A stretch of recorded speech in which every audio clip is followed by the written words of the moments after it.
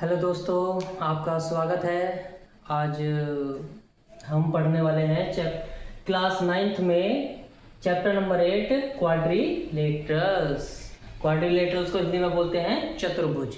चतुर्भुज आप जानते ही हैं, नाम से ही पता चल रहा है। चतुर मतलब चार, प्लस भुज मतलब भुजाएं। भुजा, चार भुजा वाली जो आकृति होती है उसको हम बोलते हैं चतुर्भुज। ठीक है। जिस ऐसी बंद आकृति जिसमें चार भुजाएं होती हैं, ऐसी बंद आकृति, a closed figure which has four sides. एक क्लोज्ड फिगर, एक वर्ड यूज कर रहे हैं हम क्लोज्ड फिगर का। क्लोज्ड फिगर का मतलब है जो चारों तरफ से बंद होती है, जैसे ये ऐसे। ठीक है। अगर हम कुछ ऐसे की बात कर रहे हैं तो क्या ये इसमें चार साइड तो हैं, ठीक है, लेकिन क्या ये क्लोज है? नहीं, तो इसलिए ये चतुर्भुज नहीं है, केवल ये चतुर्भुज है। ठीक है। एक close figure which has four side is called a quadrilateral. ठीक है। चतुर्भुज वो होता है जिसमें चार साइड होती है। ठीक है। एक ऐसी बंद आकृति जिसमें चार भुजाएं होती है वो क्या कहलाता है? चतुर्भुज कहलाता है। ठीक है।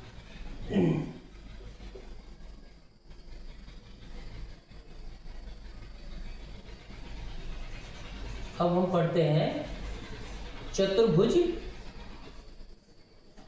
के प्रकार। ठीक है।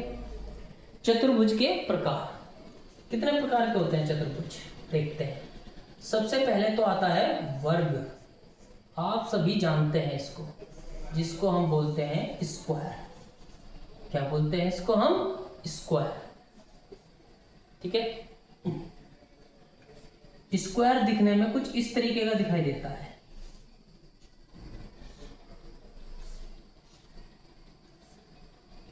ठीक है। जिसमें ये वाली साइड, ये वाली साइड, ये वाली साइड, ये वाली साइड, चारों साइड एक दूसरे के इक्वल होती है। अगर ये a सेंटीमीटर की है तो ये भी a सेंटीमीटर की, ये भी a सेंटीमीटर की और ये भी a सेंटीमीटर की होती है। ठीक है। नंबर 2 पे आता है आयत। नंबर 2 पर आयत। आयत को हम किस नाम से जानते हैं? रेक्टेंगल। रेक्टेंगल वो कुछ इस प्रकार का दिखाई देता है। ठीक है। इसकी खास बात क्या है? आमने सामने की साइड एक दूसरे के इक्वल होती है। देखो ये जो हम साइन लगा रहे हैं ये बहुत इंपॉर्टेंट है साइन। ये क्यों? क्योंकि जहां जहां हमने एक जैसे साइन लगाए हैं इसका मतलब वे दोनों एक दूसरे से इक्वल है। अगर ये a है तो ये भी a है, ये b है तो ये भी b है। ठीक है। नंबर 3।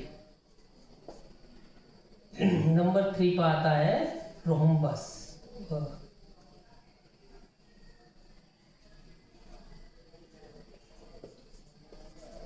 समचतुर्भुज।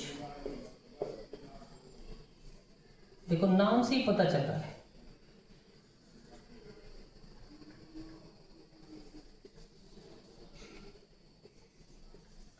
रोम्बस। ठीक है। रोम्बस की खास बात क्या है कि वो भी कुछ इस तरीके का ही दिखाई देता है।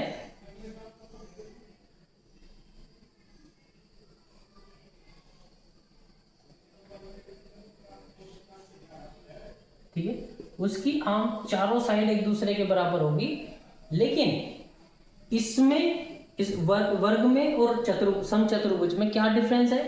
इसके तो जो एंगल होते हैं वे 90 डिग्री के होते हैं। ठीक है। लेकिन इसके जो एंगल होते हैं वे 90 डिग्री के नहीं होते। मतलब थीटा अगर हम एंगल मान रहे हैं, theta does not equal to 90 degree. इसमें थीटा इक्वल टू 90 डिग्री, इसमें भी थीटा इक्वल टू 90 डिग्री। अगर हम थीटा जो है कोण है, थीटा को हम क्या मान रहे हैं? कोण मान रहे हैं। क्या मान रहे हैं? इसको कोण मान रहे हैं। इसको थीटा बोलते हैं। क्या बोलते हैं? थीटा। ठीक है। फिर उसके बाद में आती है बात समांतर चतुर्भुज की, समांतर चतुर्भुज। इसको हम हिंदी इंग्लिश में बोलते हैं पैरेललोग्राम। देखो नाम से ही पता चल रहा, समांतर चतुर्भुज, पैरेललोग्राम। पैरेललोग्राम कैसा दिखाई देता है भाई? ये कुछ इस टाइप का।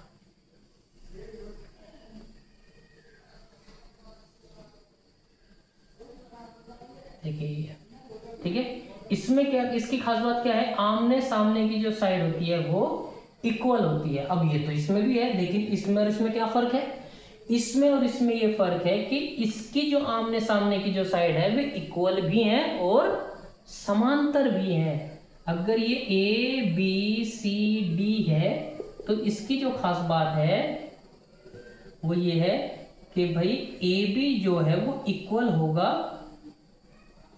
किसके? डीसी के। And A B also parallel to DC. Parallel भी होगा बेटा, ये पैरेलल का साइन होता है, ठीक है। And A D is equal to B C and A D parallel B C, ठीक है। ये कंडीशन होती है इस चीज की। नंबर 5, एक और खास बात है इसकी कि जो आमने सामने के जो एंगल्स होते हैं वे भी एक दूसरे के इक्वल होते हैं। एंगल सी बराबर एंगल ए और एंगल बी बराबर एंगल डी, ठीक है। फिर इसके बाद में आता है समलंब।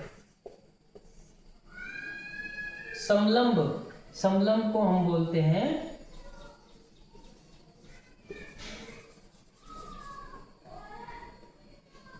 ट्रेपेजियम। क्या बोलते हैं हम इसे? ट्रेपेजियम। क्या बोलते हैं? ट्रेपेजियम। ट्रेपेजियम कैसा दिखाई देता है बेटा? समलंब देखो ये कुछ इस प्रकार का दिखाई देता है, ठीक है। अब ए बी सी डी, इसकी खास बात क्या है कि ए बी जो है वो समांतर होगी सी डी के, ठीक है, समांतर, ठीक है। ये आमने सामने की जो साइड है कोई भी एक पेयर जो होगा वो समांतर होगा, या इधर का भी हो सकता है और इधर का भी हो सकता है, ठीक है। कुछ इस टाइप का दिखाई देगा। दो साइड जो होंगी वो आमने सामने की वे पैरेलल होंगी। इक्वल की बात नहीं कर रहे हम। अगर इक्वलिटी की बात कहां पर आती है? ये पैरेलल लाइन तो कभी इक्वल नहीं होगी, ठीक है। लेकिन ये जो अनइक्वल, ये जो अनपैरेलल साइड है जो समांतर नहीं है, अगर वे यदि AD बराबर आ जाए किसके? BC के, तो ये समद्विबाहु समलंब बन जाएगा। क्या बन जाएगा? ये समद्विबाहु समलंब चतुर्भुज, ठीक है। अब नंबर 6 पे आती है हमारी पतंग। क्या आता है? पतंग आती है। पतंग के बारे में देखते हैं हम। पतंग को हम सभी जानते हैं काइट कहते हैं, ठीक है। काइट कैसे दिखाई देती है? ये कुछ इस तरीके से, ठीक है। A B C और D। लाइट चली गई भाई, पर आपको दिख रहा है, कोई दिक्कत नहीं, ठीक है। ये इसकी खास बात क्या है कि जो ये एडजेसेंट साइड जो होती है, एडजेसेंट साइड का जो पेयर होता है वो एक दूसरे के इक्वल होती है। जैसे ये इसके इक्वल होती है, ठीक है। ए बी बराबर ए डी के तथा बी सी बराबर डी सी के, ठीक है। एडजेसेंट साइड, अब बात आती है कि एडजेसेंट क्या होता है? एडजेसेंट का मतलब होता है, एडजेसेंट का हिंदी मतलब होता है आसन्न। क्या होता है? आसन्न। आसन्न का मतलब होता है जो एक दूसरे पर टिके हुए होते हैं, जो एक दूसरे पर टिके हुए होते हैं, जैसे ये, ठीक है। सामने सामने की जो साइड होती है, जो बराबर की जो साइड होती है, आमने सामने की बात नहीं कर रहे हूं, आमने सामने तो ये हो जाएगा, ये इसके अपोजिट में जो पड़ोसी होते हैं, जो साइड में मिले होते हैं, जैसे ये और ये, ठीक है, और ये और ये दोनों आपस में यहाँ मिले हुए हैं, ये दोनों आपस में यहाँ मिले हुए हैं, ठीक है, ये कहलाता है काइट, ठीक है। इसको कहते हैं एडजेसेंट, जो ये साइड की कंडीशन जो बनती है, इसको बोलते हैं हम एडजेसेंट, जहां पर ये दोनों एक दूसरे से मिल रहे हैं, ठीक है, तब बनता है हमारा काइट। ये कुछ डिफरेंट टाइप्स ऑफ क्वाड्रिलेटरल्स हैं। फर्स्ट पे स्क्वायर, सेकंड पे आयत, मतलब वर्ग, आयत, समचतुर्भुज, समांतर चतुर्भुज, समलंब और पतन। हमारा जो मेन फोकस होगा किस पर होगा? समांतर चतुर्भुज पर। किस पर? समांतर चतुर्भुज, ठीक है। तो चलिए आज हम समांतर चतुर्भुज के बारे में और अच्छे से पढ़ते हैं। आप ये सब अपनी रफ कॉपी में नोट कर सकते हैं, इसका स्क्रीनशॉट ले लीजिए, ठीक है, और अपने नोट्स अच्छी तरह से रेडी कर लीजिए ताकि एग्जाम टाइम में आपको हेल्प करे।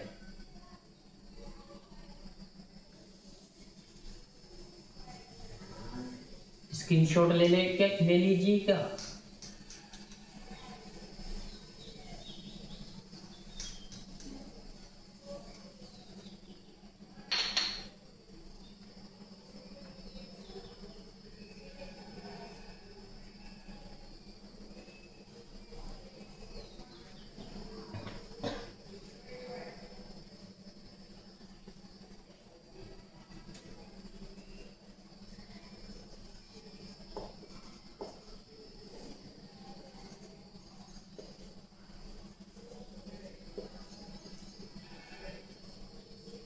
समांतर चतुर्भुज के गुण। चलिए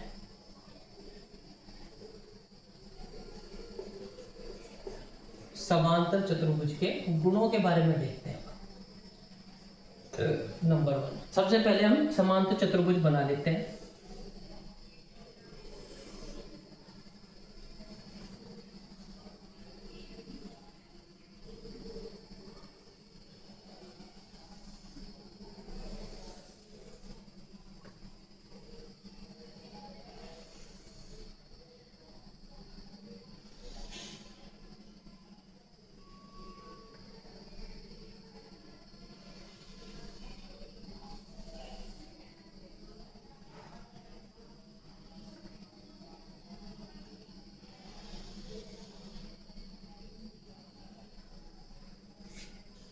ए, बी, सी और ये डी, ये हमारा समांतर चतुर्भुज बन गया बेटा, ठीक है। समांतर चतुर्भुज की जो पहली बात है, इसमें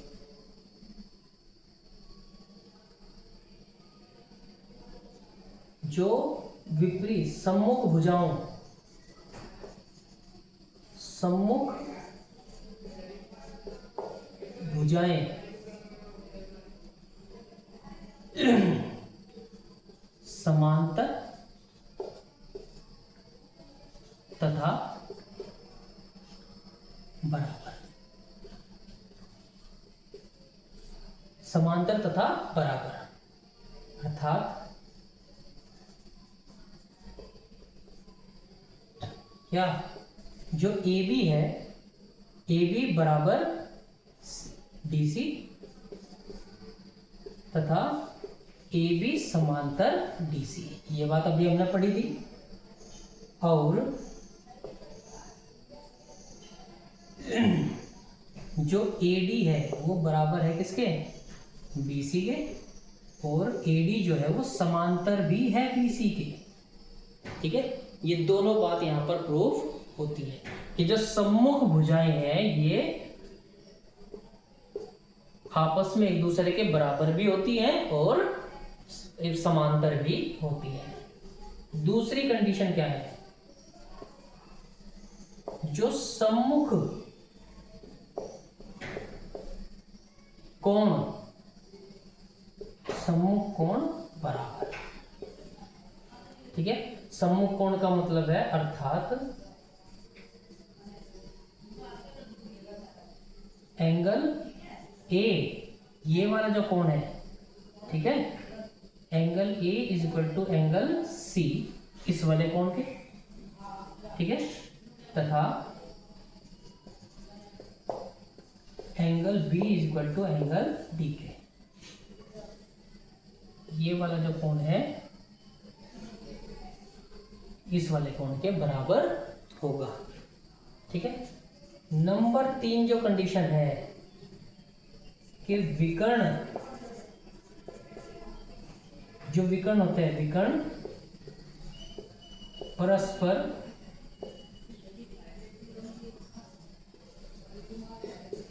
समद्विभाजित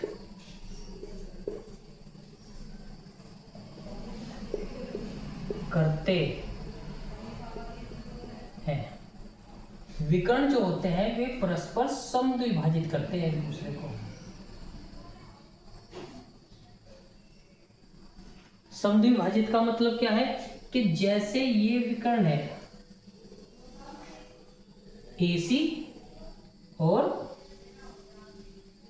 BD, ठीक है, ये दोनों एक दूसरे को बिंदु O पर काट रहे हैं, नहीं काट रहे, तो इसका मतलब है जो ये बिंदु O है, इस बिंदु ने इस दोनों विकर्णों को दो बराबर बराबर भागों में बांट दिया। मतलब AO बराबर OC के और OB बराबर OD के। ठीक है, अर्थात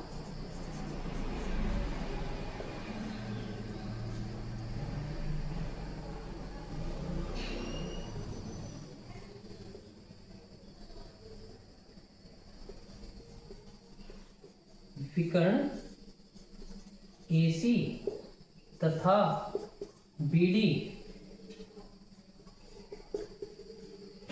बिंदु O पर काटते हैं, इसलिए OB बराबर OD तथा OA बराबर OC। ठीक है, दो बराबर भुजाओं में उनको विभाजित कर देता है। ठीक है,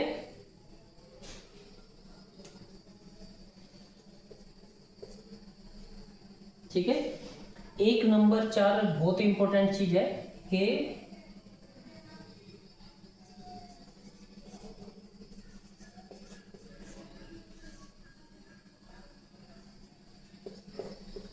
विकर्ण द्वारा बने दो त्रिभुज, दोनों त्रिभुज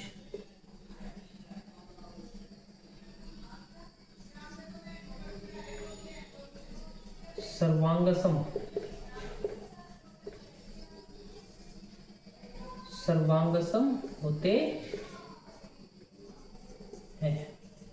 ठीक है, दोनों विकर्ण द्वारा बने जो दो भी त्रिभुज है, अगर AC विकर्ण की बात कर रहे हैं, विकर्ण AC से कौन कौन से त्रिभुज बन रहे हैं?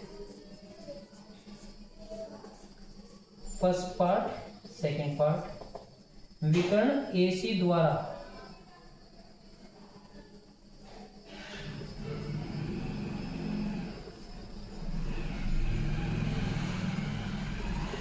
बने त्रिभुज कौन कौन से हैं? त्रिभुज ADC और त्रिभुज ABC, ये दोनों ही आपस में सर्वांगसम होते हैं। ये सर्वांगसम का साइन होता है। ठीक है, विकर्ण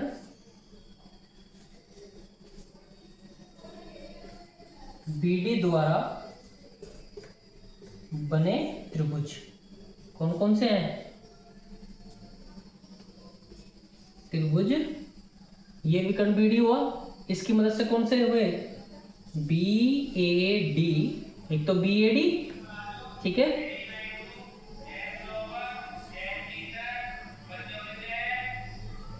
और B C D, B C D, ये त्रिभुज आपस में सर्वांगसम होंगे।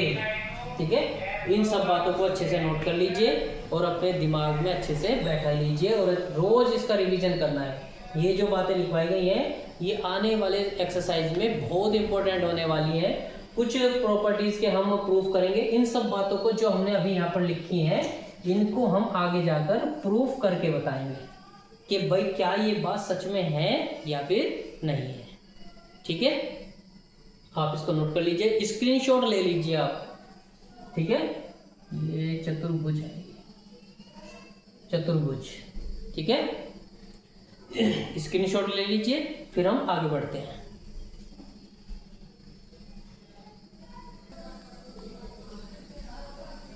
तो हमारी सबसे पहली जो चतुर्भुज में पर में है, चतुर्भुज के चारों अंतःकोणों का योगफल 360 डिग्री होता है। मतलब ये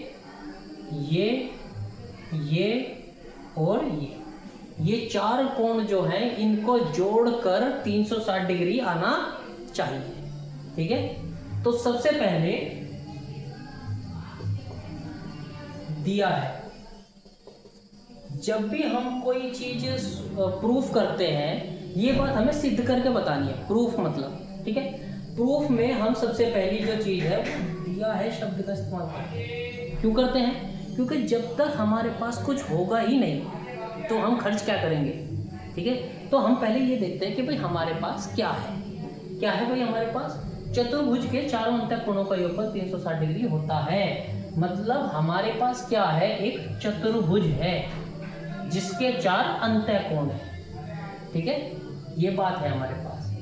दिया है चतुर्भुज ABCD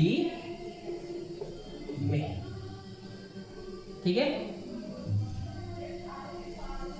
चलो मैं अच्छे से लिख देता हूं इसको। दिया है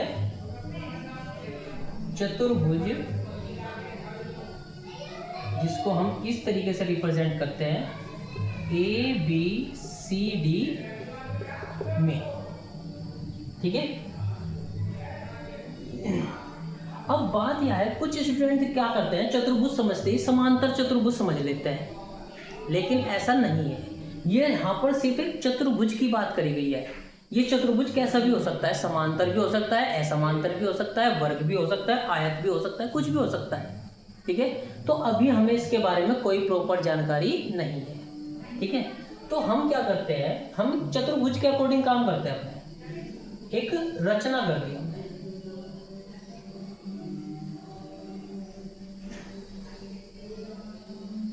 चतुर्भुज में क्या है? एंगल A है, एंगल B है, एंगल C है और एंगल D है। ठीक है, रचना कर दी हमने। ठीक, रचना क्या कर दी? विकर्ण AC खींचा। ठीक है, जो विकर्ण है AC ये हमने यहां से यहां तक खींच दिया। ठीक है, अब ये जो कोण है विकर्ण AC के खींचते ही ये जो एंगल A था ये दो पार्ट में डिवाइड हो गया। हो गया नहीं हो गया? इसको मान लिया हमने 1, इसको मान लिया हमने 2, इसको मान लिया हमने 3, इसको मान लिया हमने। ठीक है, ये बना। ठीक, अब हम बात करते हैं अपनी उत्पत्ति। ठीक है, उत्पत्ति में क्या करते हैं, अब जैसे हमने विकर्ण खींचा तो हमारे पास दो त्रिभुज मिल गए। त्रिभुज ADC तथा त्रिभुज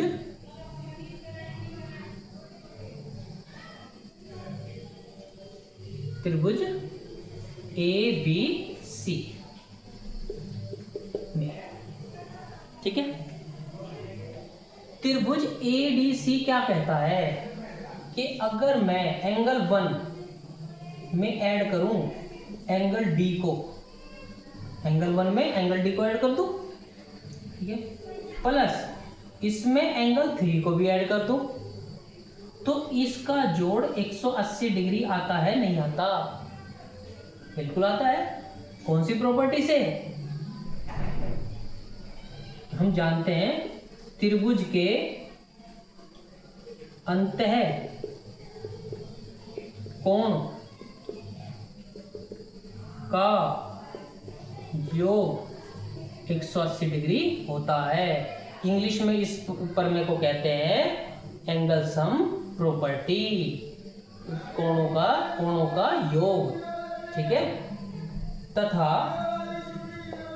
अब दूसरे त्रिभुज में आते हैं। अगर मैं एंगल 2 में ऐड कर दूं एंगल बी और इसमें ऐड कर दूं एंगल 4 को तो भी तो 180 डिग्री बन जाता है भाई। क्यों? यही सेम चीज है या नहीं? ये हो गई इक्वेशन नंबर 1, ये हो गई हमारी इक्वेशन नंबर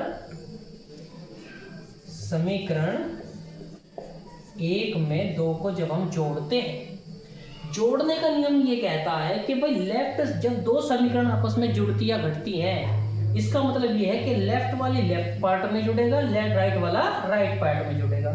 मतलब angle 1 plus angle D plus angle 3 इसमें ऐड हो जाएगा ये सारा left part, 2 plus B plus 4 equal to 180 degree plus 180 degree.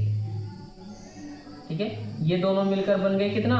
360 degree बन गए ना? ये बन गए। अब ये देखिए एंगल 1 और एंगल 3 मिलकर तो क्या बना रहे हैं? पूरा एंगल ए नहीं बना रहे, वो एंगल 1 और एंगल 2 मिलकर। ठीक है। Angle 1 plus angle 2 is equal to, इसको मैं कंबाइन करके लिख लेता हूं लोग। ठीक है। और angle B plus angle 3 plus angle 4 plus angle D is equal to 360 degree. देखो ये हो गए और ये हो गए, ये पूरा मिल गया हमारा angle A plus angle B plus angle, ये दोनों मिलकर एंगल सी बन गए और ये एंगल डी बन गया, ये 360 डिग्री। ठीक है।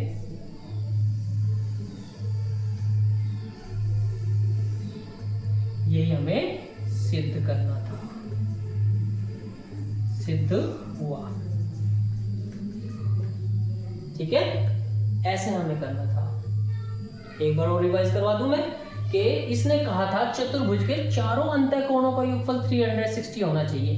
ठीक है। तो सबसे पहले हमने देख लिया कि हमारे पास क्या है। हमारे पास एक चतुर्भुज है जिसका नाम हमने अपनी मर्जी से लिया ए बी सी।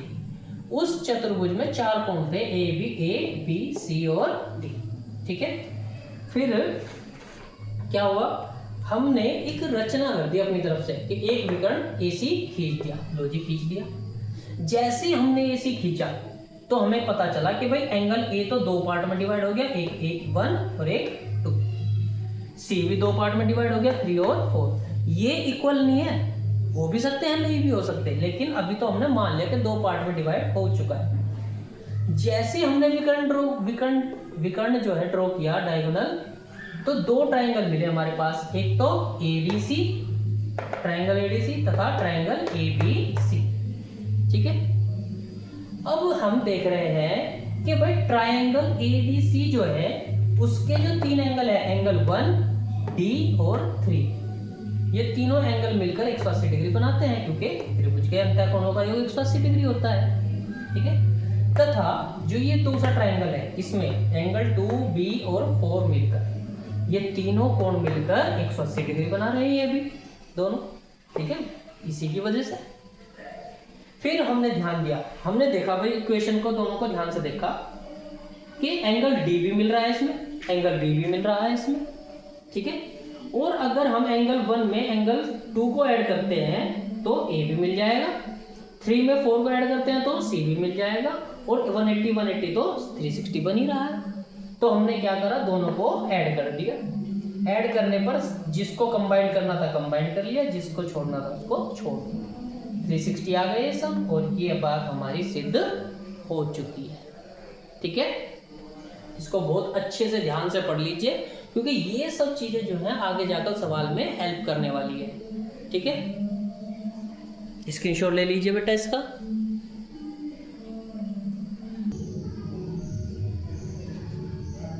तो डियर स्टूडेंट्स, प्रमेय नंबर 2, सर्वांगसम चतुर्भुज का एक विकर्ण उसे दो सर्वांगसम त्रिभुजों में विभाजित करता है। ठीक है,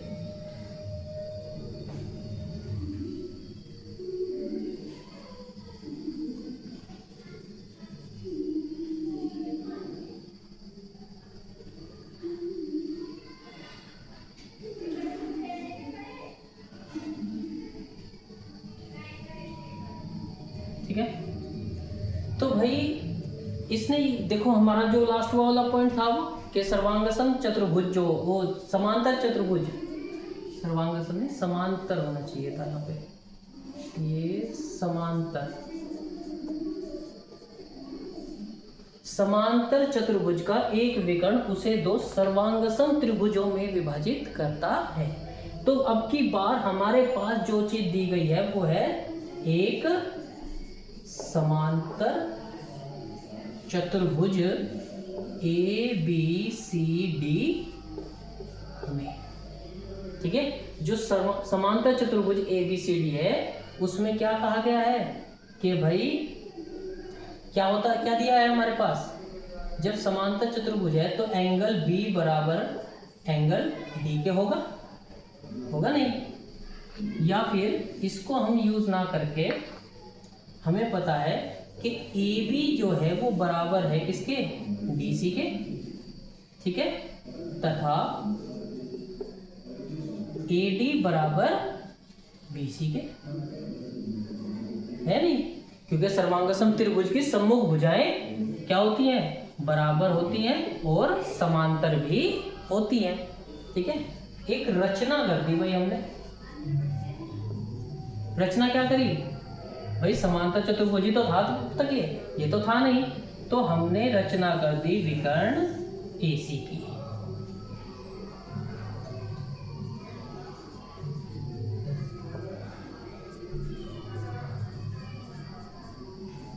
विकर्ण एसी खींचा। ठीक है, जब हमने विकर्ण एसी खींचा तो सिद्ध करना है, सबसे पहले पता होना चाहिए ना क्या सिद्ध करना है।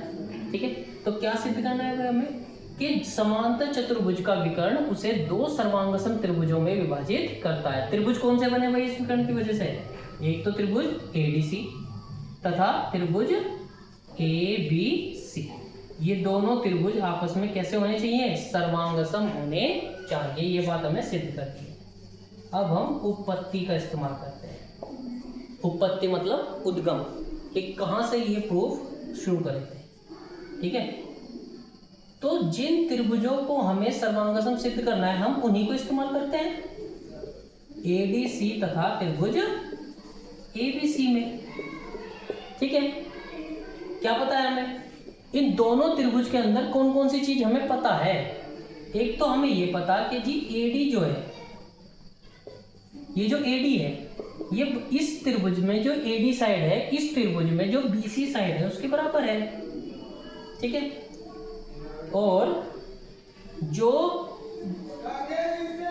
डीसी जो साइड है वो बराबर है किसके, एबी के, किसके, एबी के बराबर है। ठीक है, ये दोनों चीजें हमें आपस में दिया गया है, ऑलरेडी गिवन है यहाँ पे। ठीक है, तथा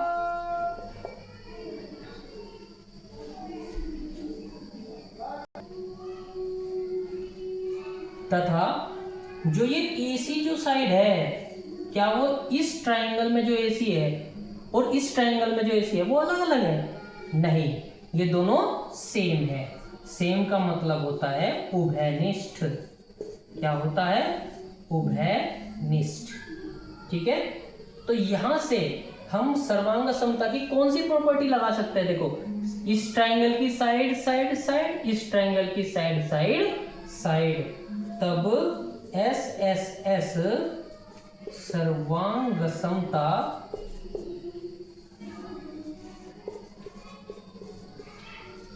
कसौटी से क्या हो गया बेटा, त्रिभुज ADC जो है वो सर्वांग सम हो गया है त्रिभुज ABC के। और यही बात हमें सिद्ध करनी थी। इति सिद्धम। ठीक है, इसको अच्छे से स्क्रीनशॉट ले लीजिए और जो भी डाउट होगा वो आप मुझे कमेंट में मैसेज कर देंगे।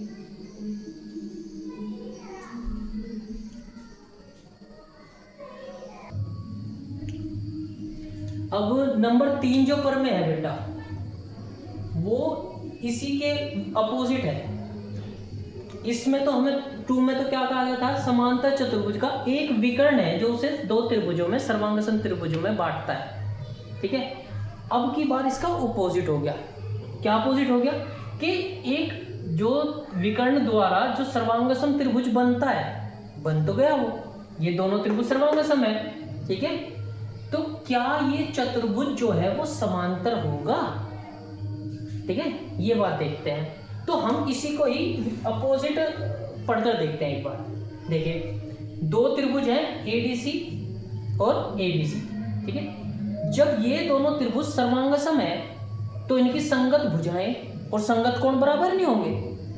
CPCT, आपने एक CPCT जो शब्द पढ़ा है जिसमें CPCT जो शब्द है वो ये कहता है corresponding part of parts of congruent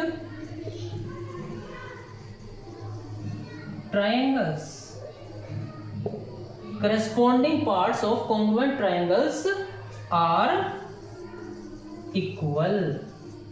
मतलब अगर 2 ट्रायंगल आपस में कॉन्ग्रुएंट है, कॉन्ग्रुएंट मतलब सर्वांगसम है, तो उनके करस्पॉन्डिंग पार्ट्स, करस्पॉन्डिंग मतलब संगत, संगत क्या होते हैं कि जब हम उन्हें आपस में फोल्ड करते हैं, जैसे 2 ट्रायंगल है, अगर हम उनको आपस में फोल्ड करेंगे तो वे एक दूसरे पर फिट होने चाहिए। जैसे अगर मैं इसको ऐसे फोल्ड करता हूं तो ये इस पे नहीं आएगा, लेकिन इस वाले ट्रायंगल को हमें ऐसे उठाकर ऐसे मोड़ना पड़ेगा, तब जाके ये साइड यहाँ पर आ जाएगी, ऐसे घूमकर यहाँ पे, ये साइड घूमकर यहाँ चली जाएगी और ये यहाँ पे ऐसे हो जाएगा।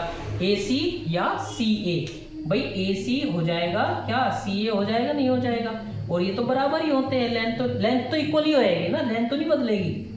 ठीक है, तो ध्यान रखना। अब चलिए अपने सवाल पर आते हैं। जैसे CPCT से हमने अभी पता किया कि अगर 2 ट्रायंगल एक दूसरे के साथ कॉन्ग्रुएंस हैं, तो CPCT की मदद से हम ये कह सकते हैं कि AB जो है वो इसके बराबर है, BC जो है वो इसके बराबर है, और ये तो उभयनिष्ठ हो गई। ठीक है, ये अपोजिट में। तो जब यहां से ये देखो, ये दोनों एक दूसरे के इक्वल है। ठीक है, लेकिन इसके करस्पॉन्डिंग एंगल्स भी तो इक्वल होंगे। देखो, जब हम इस ट्रायंगल को ऐसा घुमा के यहां ले जाएंगे तो ये इसके इक्वल आ जाएगा। ठीक है, ये वाला एंगल इस वाले एंगल के इक्वल आ जाएगा क्योंकि ये घुमा के ऐसे गया। ठीक है, ये वाला एंगल इस वाले एंगल के इक्वल आ जाएगा। ठीक है, अब आप एक बात ध्यान दो, चलो इस वाले एंगल में और इस वाले एंगल में क्या समानता है? क्या ये दोनों एंगल जो है, इसको मैं एंगल 1 कह दूं, इसको मैं एंगल 2 कह दूं, एंगल 1 जो है वो बराबर है एंगल 2 के। क्या ये बात तब पॉसिबल होती है क्या, जब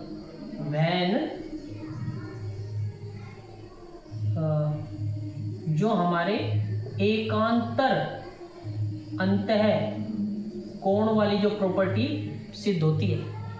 एकांतर अंतः कोण नहीं है क्या ये? 2 लाइन है और उनमें एक लाइन काट रही है, तो क्या ये और ये दोनों एक दूसरे के इक्वल होते हैं? बिल्कुल होते हैं। तो ये लाइन और ये लाइन, इनको काटने वाली ये लाइन, इसका ये वाला एंगल, इसका ये वाला एंगल एक दूसरे के इक्वल हुआ। ठीक है, और ये एकांतर अंतःकोण कब बनते हैं? जब ये दोनों लाइन जो है ये आपस में पैरेलल हो।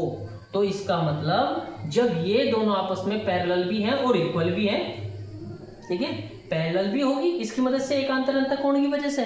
ठीक है, तो और इक्वल भी हो गई है, इसका मतलब ये क्या है, समांतर चतुर्भुज है। सेम यही कंडीशन इसके साथ भी तो बनेगी। जब यहाँ से हम इस डायरेक्शन में देखेंगे तो ये इसके इक्वल है, और ये इसके इक्वल कब है, एकांतर अंतःकोण। और एकांतर अंतःकोण कब बनते हैं, जब दोनों साइड पैरेलल होती है। ठीक है, इसकी वजह से ये एंगल आपस में इक्वल हो गए हैं एकांतर अंतःकोण की मदद से।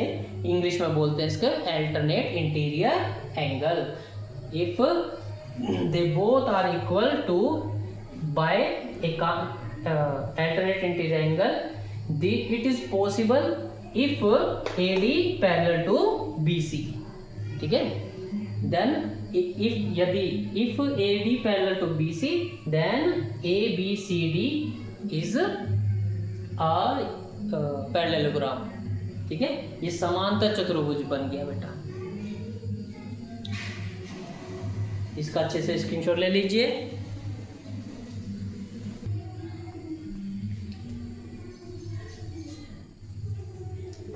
चलिए दोस्तों आगे बढ़ते हैं।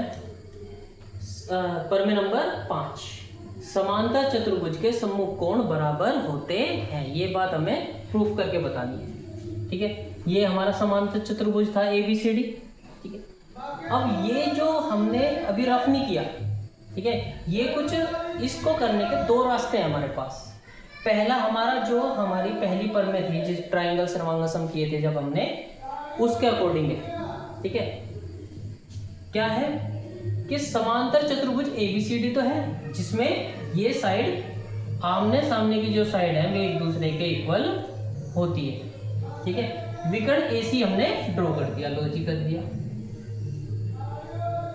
ठीक है, इस विकर्ण की वजह से जो ये दो ट्राइंगल बने थे ADC, ये वाला ट्राइंगल और ये वाला ट्राइंगल, ADC और ABC, इसमें AD equal to BC, DC equal to AB और AC तो उभयनिष्ठ था ही, मतलब ये इसके बराबर, ये इसके बराबर और ये उभयनिष्ठ ऑलरेडी था। ठीक है, तो ऐसे सर्वांग समता कसौटी से दोनों ट्राइंगल एक दूसरे के सर्वांग सम प्रूफ हो गए। ठीक, यहां तक बिल्कुल सब कुछ सही चल रहा था। अब इसके आगे हमें बढ़ना है। क्या, हमें तो एंगल्स को प्रूफ करना है। ठीक है, यहां पे सिद्ध करने की जो कंडीशन है वो ये नहीं है। यहां पे हमें क्या सिद्ध करना है कि एंगल A जो है वो कंप्लीट एंगल जो है ये बराबर होना चाहिए उस कंप्लीट एंगल C के, आमने सामने के सम्मुख कोण। ठीक है, तथा जो एंगल B है वो बराबर होना चाहिए एंगल D के। ठीक है, ये एंगल इसके बराबर होना चाहिए और ये वाला एंगल इसके बराबर होना चाहिए। ठीक है, अब यहां से एक कंडीशन आती है हमारी CPCT से। CPCT क्या कहते हैं, corresponding parts of congruent triangle, कि अगर दो ट्राइंगल सर्वांगसम है तो उनके संगत कोण भी आपस में बराबर होंगे। अब संगत कोण कैसे पता चलेगा हमें, संगत कोण और संगत भुजाएं, पार्ट्स का मतलब कोण भी आते हैं, भुजाएं भी आती हैं और वर्टेक्स भी आते हैं। वर्टेक्स होते हैं ये शीर्ष। ठीक है, तो इसकी कंडीशन को समझने के लिए हम इस ट्राइंगल को घुमाते हैं। घुमाते कैसे हैं, क्यों घुमाना है, क्योंकि हमें तो ये साइड इसके बराबर है ना ऑलरेडी, ये तो ऑलरेडी है।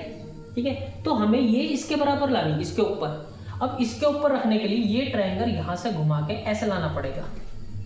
ठीक है, जब ये वाला ट्राइंगल ये जो है यहां से ये, ठीक है, ये घूमकर इधर चला जाएगा। ठीक है, तो यहां से ये जो B है ये ये C तो यहां जाएगा, A की जगह C और C की जगह A। ठीक है, और D की जगह हो जाएगा B, है ना। नहीं तो मतलब जो D एंगल था वो B के इक्वल आ जाएगा, एंगल B इक्वल टू आ गया एंगल D के। ठीक है, लेकिन यहां से हमें एंगल A तो नहीं मिला ना, क्योंकि एंगल A तो दो हिस्सों में टूट गया, एक इधर वाले ट्रायंगल की तरफ चला गया, एक उधर वाले की तरफ चला गया। हमें क्या मिला, इस A का एक हिस्सा, ये वाला जो हिस्सा है वो यहां चला गया और ये वाला जो हिस्सा है वो यहां गया। ठीक है, मतलब तथा एंगल इस वाले का नाम क्या है, DAC, ये बराबर है किसके, इस वाले के, एंगल ACB के, तथा एंगल DCA बराबर है एंगल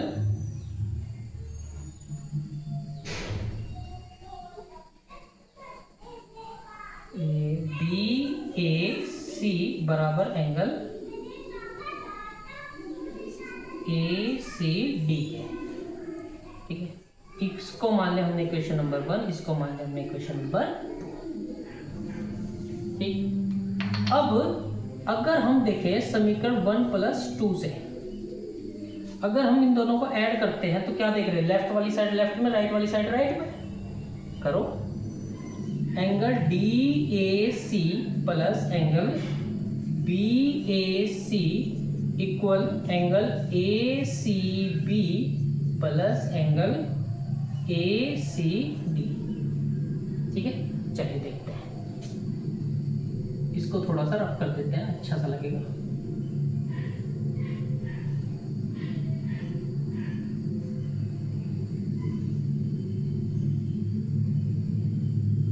ठीक है, देखो DAC कहाँ है, DAC ये रहा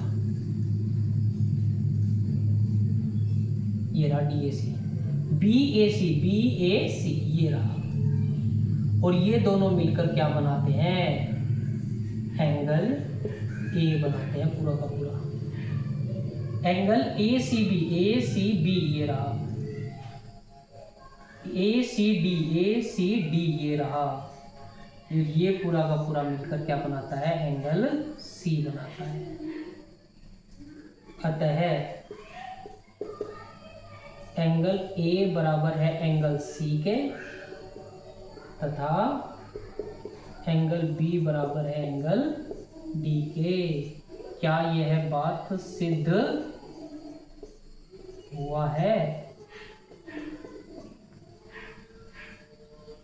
ठीक है, ये यहाँ तक इसका प्रूफ है, आप इसको नोट कर लीजिए, स्क्रीनशॉट ले लीजिए। आज के लिए इतना ही। कोई भी आपका डाउट रहेगा तो आप मुझे कमेंट में स्क्रीनशॉट लेकर उसको मार्क करके भेज सकते हैं, और अपनी नोटबुक में इसको रिवाइज कीजिए अच्छे से, क्योंकि ये सारी जो प्रॉपर्टी है वो आगे जाकर हमारे सवाल में यूज़ होने वाली है। अगर आपने अभी लापरवाही दिखाई तो आपको इसका भुगतान एग्जाम में भुगतना पड़ेगा। ठीक है, तो इन्हीं शुभकामनाओं के साथ आप स्वस्थ रहें, अच्छे रहें, और ध्यान मन लगाकर पढ़ाई करते रहें। आपको कामयाब होने से फिर कोई नहीं रोक सकता। ठीक है, और मैं तो हुई आपके साथ हमेशा। ठीक है, आप जब भी मुझे याद करेंगे मैं अपना कॉपी पेन उठाकर बोर्ड पर लिखने आ जाऊंगा। ठीक है, बहुत बहुत धन्यवाद, थैंक यू। चैनल को सब्सक्राइब करें और लाइक कर दीजिए, और शेयर करिए अपने उन दोस्तों को जो अभी भी इस परमे के चक्रव्यूह में फंसे हुए हैं, ताकि हम सब मिलकर उन्हें बाहर निकाल सकें। ठीक है, बहुत बहुत धन्यवाद, थैंक यू।